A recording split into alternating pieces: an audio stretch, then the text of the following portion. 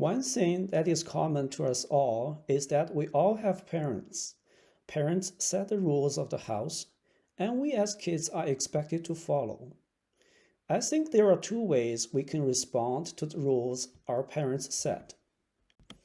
One, I need to obey the rules. If I don't, I will have a timeout. Standing in the corner of the house for 10 minutes alone? That's embarrassing. I do not want that. Or I will obey the rules because I know my parents love me and those rules are set for my good. Even though I do not fully understand why they give those rules, I trust them and I will follow. You see, these are two very different motivations. One is obey out of fear of the consequences of disobeying. The other one is obey out of love. This takes me to the book of John, chapter 21. Shortly before Jesus ascended to heaven, he asked Peter 3 times, Peter, do you love me? I find it very interesting. Jesus was about to leave them. He did not ask Peter, Peter, are you going to keep my commandments? Instead, he asked, do you love me? He asked him not once, but 3 times. The same question. Why did Jesus do that? My personal view is that Jesus knew that the road ahead for his disciples are going to be very hard.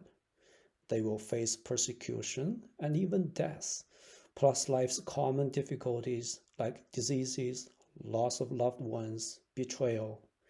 They need to know where to draw the strength so they can continue the journey set for them.